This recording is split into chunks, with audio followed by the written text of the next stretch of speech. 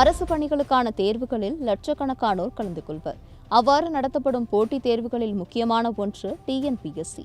இந்நிலையில்தான் குரூப் 4 தேர்விற்கான அட்டவணை கடந்த ஜனவரி மாதம் 30ஆம் தேதி வெளியானது.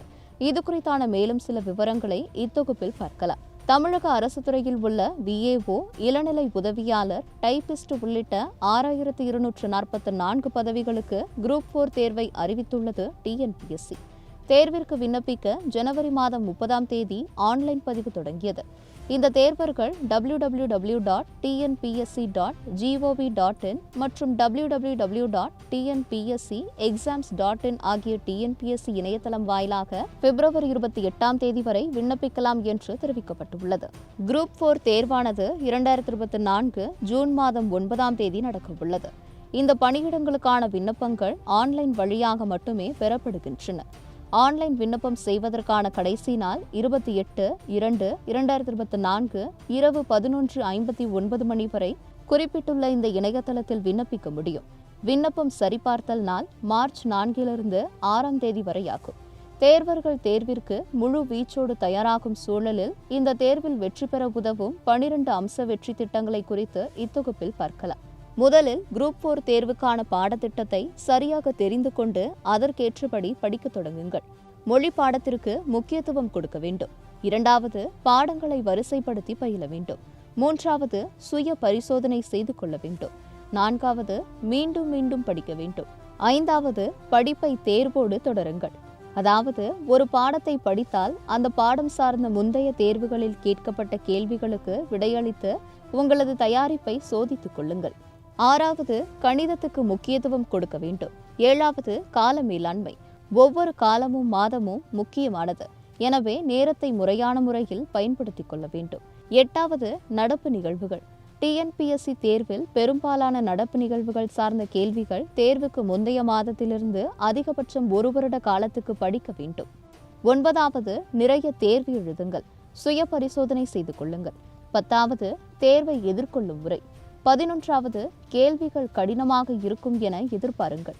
ஏனென்றால் சில நேரங்களில் எதிர்பாராத பகுதிகளிலிருந்து கேள்விகள் கேட்கப்படலாம். தேர்வு கடினமாக இருக்கும் என எதிர்பாருங்கள். தேர்வு எளிமையாக அமையும். மேலும் டிஎன்பிஎஸ்சி தேர்வர்களின் நலனை கருத்தில் கொண்டு போட்டித் தேர்வு பயிற்சியாளர் நடராஜன் சுப்பிரமணியனிடம் சத்தியம் டிஜிட்டல் குழு கலந்துரையாடியது. தற்பொழுது அந்த கலந்துரையாடல் உங்களுக்காக. சார் வணக்கம் சார். மேடம் வணக்கம். சொல்லுங்க சார், நம்ம தேர்வர்கள் எப்படி தயாராகணும் குரூப் 4 எக்ஸாம்க்கு, அந்த விஷயங்களை பகிர்ந்துக்கோங்க சார். குரூப் 4 தேர்வை பொறுத்தளவு பாத்தீங்க அப்படின்னா பள்ளி பாட புத்தகங்கள் தான் ரொம்ப அடிப்படை. 6th இருந்து 12th வரைக்கும் இருக்கக்கூடிய பள்ளி பாட புத்தகங்கள். Okay sir. முக்கியமா 6th இருந்து 12th வரைக்கும் இருக்கக்கூடிய தமிழ், அப்புறம் 6th இருந்து 10th வரைக்கும் இருக்கக்கூடிய அறிவியல், அப்புறம் 9, 10 சமூக அறிவியல், 11, 12ஆம் வகுப்பு புத்தகங்களை பொறுத்தளவு அரசியல் அறிவியல், வரலாறு, பொருளாதாரம். இது 3, 11, 12 புத்தகங்களை பற்றி நம்ம படிக்கணும். பொது தமிழ் பாத்தீங்க அப்படின்னா ரொம்ப முக்கியமான ரோல் பிளே பண்ணும். 100க்கு 97, 98 கொஸ்டின் ரைட்டா போட்டாதான் பொது தமிழ்ல நம்ம குரூப் 4ல பாஸ் பண்ண முடியும். பொது தமிழை பொறுத்தளவு ஸ்கூல் புக் படிக்கிறோம். அப்புறம் பாத்தீங்க அப்படின்னா ஒரு எல்லாரும் ஏதாவது கோச்சிங் சென்டர்ல படிப்பாங்க மோஸ்ட்லி, இல்லைன்னா ஆன்லைன்ல டெஸ்ட் போட்டு பார்ப்பாங்க, அதை ஃபாலோ பண்ணலாம். அது போக பாத்தீங்கன்னா ஈகிள் சைன்னு ஒரு புத்தகம் இருக்கு. ஈகிள் CAGLE ஈகிள் 5 ஒரு புக் இருக்கு. ஈகிள் சை பொது தமிழ் புத்தகம் ரொம்ப முக்கியமான ஒரு சோர்ஸ். அதுல இருக்கக்கூடிய விஷயங்கள் டாப் டு பாட்டம், அட்டை டு அட்டை நம்ம படிச்சு வச்சுக்கிட்டோம் அப்படின்னா ஸ்கூல் புக்ல உள்ளதா அதுல இருக்குது. பட் ப்ரீவியஸ் கொஸ்டின் பேப்பர் நிறைய கொடுத்துருப்பாங்க. அந்த ஈகிள் சை புக்கை பாத்தீங்க அப்படின்னா நம்ம அட்டை டு அட்டை படிச்சு ஒரு ரிவைஸ் பண்ணோம் அப்படின்னா கண்டிப்பாக ஸ்கூல் புக்கு அண்ட் ஏதோ ஒரு இடத்துல இருக்கக்கூடிய கோச்சிங் இருக்கக்கூடிய டெஸ்ட் பேட்ச், அது போக ஈகிள் சை புத்தகத்தில் இருக்கக்கூடிய அந்த புத்தகத்துல இருக்கக்கூடிய வினாத்தாள்கள், விடைத்தாள்கள், அதுல இருக்கக்கூடிய குறிப்புகள், இது 3 நம்ம படிச்சோம்னா 100க்கு 97, 98 மதிப்பெண்கள் கண்டிப்பா போடலாம். 97, 98 கேள்விகளுக்கு கரெக்டான விடை அனுப்பிடலாம். பொது அறிவை பொறுத்தளவு ரொம்ப முக்கியமா வரலாறு, அரசியல் அறிவியல், கணிதம் மற்றும் நடப்பு நிகழ்வுகள். 100 கேள்விகள்ல ஒரு 60% கேள்விகள் இதுலயே வந்துடும். வரலாறு, அரசியல் அறிவியல், கணிதம் மற்றும் நடப்பு நிகழ்வுகள். இந்த பொருளாதாரம் மற்றும் புவியியலை பொறுத்தளவு கேள்விகள் கொஞ்சம் கம்மியா தான் கேட்பாங்க. ஸோ அதனால இந்த 4 ஏரியாவை நல்லா கவர் பண்ணணும். இதே பொறுத்தளவு ஜூன் மாசம் தான் எக்ஸாம். ஸோ இந்த ஜனவரில இருந்து ஜூன் வரைக்கும், இல்லைன்னா லாஸ்ட் ஜூன்ல இருந்து இந்த ஜூன் வரைக்கும் டிஎன்பிஎஸ்சி என்னெல்லாம் தேர்வுகள் கண்டக்ட் பண்ணியிருக்காங்கன்னு பார்த்து அதுல பொது அறிவுல எந்தெந்த ஏரியால இருந்து வினாக்கள் எடுக்கப்பட்டிருக்கிறது. ம். அதாவது காந்தி பத்தி கேட்டிருப்பாங்க, நேரு பத்தி கேட்டிருப்பாங்க, ம். இர்வின் பிரபு பத்தி கேட்டிருப்பாங்க, அரசியல் அறிவியல்ல வந்து பிரசிடென்ட் பத்தி கேட்டிருப்பாங்க. அதுக்கப்புறம் வந்து பாத்தீங்கன்னா லோக் ஆயுக்தா, லோக்பால் பத்தி கேட்டிருப்பாங்க, நிதி ஆயோக் பத்தி கேட்டிருப்பாங்க பொருளாதாரத்துல.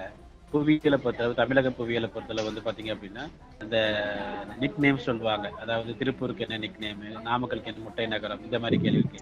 இந்த மாதிரி எந்தெந்த ஏரியால இருந்து கேள்விகள் கேட்டிருக்கிறாங்களோ அது வந்து பள்ளி பாடப்புத்தகங்கள்ல எங்க இருக்குன்னு அந்த ஏரியாவை மறுபடியும் நல்லா படிச்சுட்டு போகும். இப்ப வந்து இதுக்கு முன்னாடி டிஎன்பிஎஸ்சி எல்லாம் நடந்திருக்கும்ல சார், அதோட முந்தைய கேள்வித்தாள்கள்ல படிச்சா எந்த அளவுக்கு சார் யூஸ்ஃபுல்லா இருக்கும்? அதாவது 2 டாக்டிக்ஸ் இருக்கு மேடம். அதாவது இதுக்கு முன்னாடி 10 வருஷமா குரூப் 4ல என்னென்ன கேள்விகள் கேட்டாங்க அப்படின்ட்டு அது நார்மலா நம்ம கண்டிப்பா படிக்கணும். அது போக ரீசெண்டா 1 இயரா டிஎன்பிஎஸ்சியில வந்து கடந்த ஒரு வருடமாக என்ன தேர்வு நடந்திருக்கு, அது குரூப் 4 இருக்கட்டும், குரூப் 2 இருக்கட்டும், group 1 any exam, okay sir, அதுல இருக்கக்கூடிய பொதுறிவு வினாக்கள் எந்தெந்த ஏரியால இருந்து கேட்டிருக்காங்க அப்படிங்கறத அனலைஸ் பண்ணணும். இம்பார்ட்டன்ஸ் வந்து முந்தைய கேள்வித்தாள்கள்ல பொது அறிவு வினாக்களுக்கு பொது கொடுத்து அறிவு வினாக்கள் அதாவது பொது தமிழை பொறுத்தளவு ஒரு ஒர்க் புக்கு, ஒரு கோச்சிங் சென்டருடைய test batch and school book இதை நல்லா கம்ப்ளீட் பண்ணோம் அப்படின்னாலே 97 கொஸ்டின் போட்டுடலாம். பொது அறிவை பொறுத்தளவு வந்து கடந்த ஒரு வருடமாக டிஎன்பிஎஸ்சி நடைபெற்ற எந்த தேர்வா இருக்கட்டும் அதில் பொது அறிவு பாடப்பகுதியில் எந்தெந்த வினாக்கள் கேட்கப்பட்டிருக்கிறது அப்படிங்கறத ஒரு அனலைஸ் பண்ணி அந்த பகுதிகளுக்கு மீண்டும் ஒரு முக்கியத்துவம் கொடுத்து படிச்சோம் அப்படின்னா பொது அறிவிலும் கண்டிப்பா 80 கேள்விகள் 90 கேள்விகள் ரைட்டா எழுதலாம். இந்த டைம் வந்து பாத்தீங்கன்னா கட் ஆஃப் ரொம்ப அதிகமா இருக்கும். ஏன்னா உங்களுக்கு ஜூனியர் அசிஸ்டன்ட்ங்கிற போஸ்ட் வெறும் 2200 தான். லாஸ்ட் டைம் தான் 5000 பேர் வந்து ஜூனியர் அசிஸ்டன்ட் எடுத்தாங்க. அதுக்கே கட் ஆஃப் வந்து பாத்தீங்க அப்படின்னா 190க்கு மேல போச்சு 200க்கு. ஸோ இந்த டைம் வந்து கட் ஆஃப் ரொம்ப அதிகமாக தான் இருக்கும். மிகவும் கடுமையாக படிக்கணும், குரூப் டிஸ்கஸ் பண்ணி படிக்கணும். டெஸ்ட் வந்து பாத்தீங்க அப்படின்னா டெய்லி ஒரு டெஸ்ட் எழுதணும், அது எழுதணும் அதெல்லாம் கிடையவே கிடையாது. 2 நாளைக்கு ஒரு தடவை ஒரு டெஸ்ட் எழுதுங்க, ஒரு வாரத்துக்கு 2 டெஸ்ட் எழுதி பாருங்க. டெய்லி டெஸ்ட் மட்டும் எழுதிட்டே இருந்தா வந்து யார் அப்படி எழுதுவாங்க அப்படின்னா ஏற்கனவே படிச்சு வச்சுக்கணும் எழுதுவாங்க. புதுசா படிக்கிறவங்க டெய்லி டெஸ்ட் எழுதுறது அப்படிங்கிறது நடைமுறையில் சாத்தியம் கிடையாது. ஓகே சார், இப்போ நம்ம இந்த தேர்வு வந்து சில பேருக்கு வந்து இது பழகி போயிருக்கலாம், ரொம்ப வருஷமா சில பேர் வந்து டிஎன்பிஎஸ்சிக்கு வந்து எழுதிட்டு இருக்கவங்களா இருக்கலாம். சிலர் வந்து இப்ப புதுசா வந்து அப்ளை பண்ணி டிஎன்பிஎஸ்சி எழுத ஸ்டார்ட் பண்ணிருப்பாங்க. பழசா இருக்கவங்களுக்கு ஓரளவுக்கு தெரிஞ்சிருக்கும் நமக்கு எக்ஸாம் இப்படிதான் இருக்கும், நம்ம இப்படிதான் எக்ஸாம் வந்து எதிர்கொள்ளணும் அப்படின்னு தெரியும். புதுசா இப்ப என்டர் ஆகுறாங்களா, அவங்க எப்படி தேர்வை எதிர்கொள்ளணும்? புதுசா என்டர் ஆகிறவங்க பள்ளி பாட புத்தகங்களை முழுமையாக படிக்க வேண்டும். 6ஆம் கிளாஸ்ல இருந்து 12ஆம் கிளாஸ் தமிழ் புத்தகத்தை படிக்கணும். Okay sir. 8ஆம் கிளாஸ்ல இருந்து 12ஆம் கிளாஸ் தமிழ் புத்தகம் தொடர்பான வினாத்தாள்களை நம்ம வந்து ஒர்க் அவுட் பண்ணி பார்க்கணும். அது நிறைய வெப்சைட்ல இருக்கு, நிறைய புக்ஸ் இருக்கு. பள்ளி பாட புத்தகங்கள் அடிப்படையில் வந்து கேள்விகள் அதிகமாக கேட்பாங்க குரூப் 4 எக்ஸாம். ஸோ அதை பின் பாயிண்டா நம்ம ஞாபகம் வச்சுக்கிட்டோம் அப்படின்னா குரூப் 4 எக்ஸாம்ல பள்ளி பாட புத்தகத்திலிருந்து வெளியிலும் கேள்விகள் வரலாம், கடினமான கேள்வி வெளியிலும் வரலாம். பட் அதோடைய சதவீதம் ரொம்ப கம்மியா இருக்கும். 10% ஆஃப் கொஸ்டின் தான் ஸ்கூல் புக்ல இருந்து வெளியில வரும். ரிமைனிங் 90% ஸ்கூல் புக்ல தான் இருக்கும். அது அறிவியலா இருக்கட்டும், சமூக அறிவியலா இருக்கட்டும், தமிழா இருக்கட்டும், கணிதமா இருக்கட்டும். கணிதம்லாம் வந்து பாத்தீங்கன்னா ஸ்கூல் புக்ல இருந்து அப்படியே கேட்பாங்க. அப்புறம் பள்ளி பாட புத்தகங்களை முழுவதுமாக ஃபாலோ பண்ணணும். அதே நேரத்துல கடந்த ஒரு வருடமாக என்னென்ன கேள்விகள் கேட்டிருக்காங்க அப்படிங்கறதையும் வாட்ச் பண்ணணும். அது டிஎன்பிஎஸ்சி வெப்சைட்லயே அந்த கேள்விகள் எல்லாமே இருக்குது. இப்படி அனலைஸ் பண்ணி படிச்சோம்னா கண்டிப்பாக நம்ம ஈஸியா பாஸ் பண்ணலாம். இப்போ முன்னாடி நடந்த क्वेश्चन பேப்பர்ஸோட இதெல்லாம் வந்து டிஎன்பிஎஸ்சி அபிஷியல் வெப்சைட்ல இருக்கு. வெப்சைட்லயே இருக்கு. கடைகள்ல தான் போய் புக் வாங்கணும் கிடையாது, வெப்சைட்ல இருக்கு. நம்ம அதை பார்த்து பாத்துக்கலாம். ஓகே சார், இப்போ வந்து நமக்கு எக்ஸாம் டிஎன்பிஎஸ்சி ஸ்டார்ட் பண்ணி எழுத போறவங்க வந்து ஒரு பயத்தோடயே இருப்பாங்க, பாஸ் ஆகியே ஆகணும் அப்படிங்கிற சொல்லி ஒரு பதட்டத்தோட பயத்தோட போவாங்க. அது மாதிரியான மாணவர்களுக்கு நீங்க என்ன சார் சொல்லுவீங்க? அதாவது பயம்ங்கிறது கண்டிப்பாக இருக்கக்கூடாது. ஏன்னா இது வந்து ஒரு நல்ல வாய்ப்பு. உங்களுக்கு 5 மாசம் டைம் இருக்கு. ஜூன்ல தான் எக்ஸாம், ஜூன் 9. ஆமா.